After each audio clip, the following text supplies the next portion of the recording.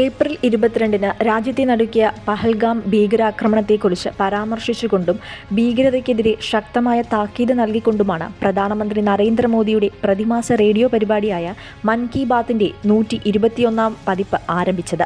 ഈ ആക്രമണത്തിലെ കുറ്റവാളികൾക്കും ഗൂഢാലോചനക്കാർക്കും ഏറ്റവും കഠിനമായ ശിക്ഷ നൽകുമെന്ന് പറഞ്ഞ പ്രധാനമന്ത്രി ഇരകൾക്ക് നീതി ഉറപ്പാക്കുമെന്നും കൂട്ടിച്ചേർത്തു.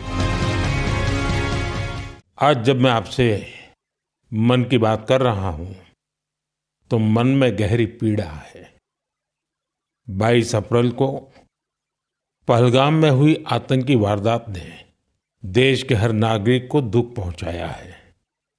पीड़ित परिवारों के प्रति हर भारतीय के मन में गहरी संवेदना है।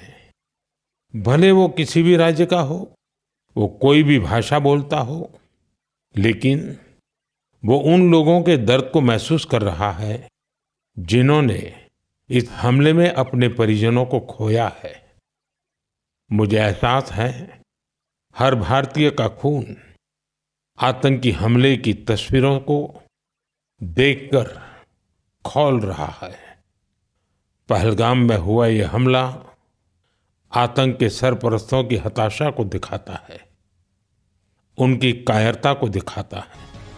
മഹാനായ ശാസ്ത്രജ്ഞൻ ഡോക്ടർ കെ കസ്തൂരിരംഗന്റെ വിയോഗത്തിൽ അദ്ദേഹം അനുശോചനം അറിയിച്ചു. രാജ്യത്തിനായുള്ള അദ്ദേഹത്തിന്റെ നിസ്വാർത്ഥ സേവനവും രാഷ്ട്ര നിർമ്മാണത്തിനുള്ള അദ്ദേഹത്തിന്റെ സംഭാവനകളും എന്നും ഓർമ്മിക്കപ്പെടുമെന്നും പ്രധാനമന്ത്രി പറഞ്ഞു.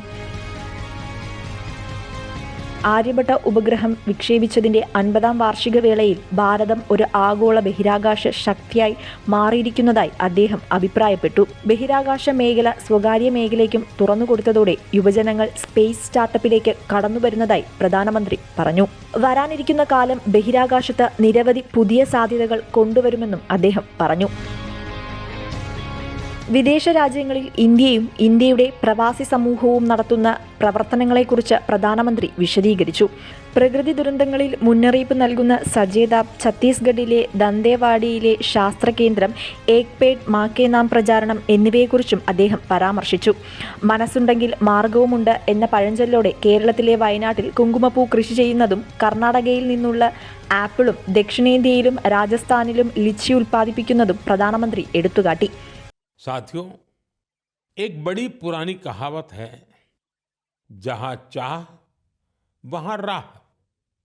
जब हम कुछ नया करने की ठान लेते हैं तो मंजिल भी जरूर मिलती है।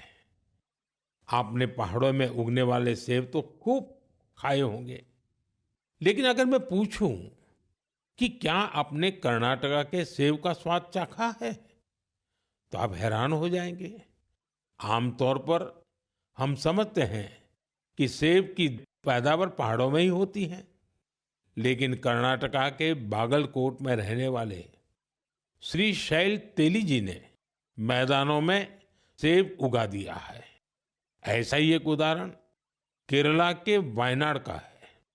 यहाँ भी केसर उगाने में सफलता मिली और वायनाड में ये केसर किसी खेत या मिट्टी में नहीं बल्कि एरोपोनिक्स टेक्निक से उगाए जा रहे हैं। कुछ ऐसा ही हैरत भरा काम लीची की पैदावार के साथ हुआ है.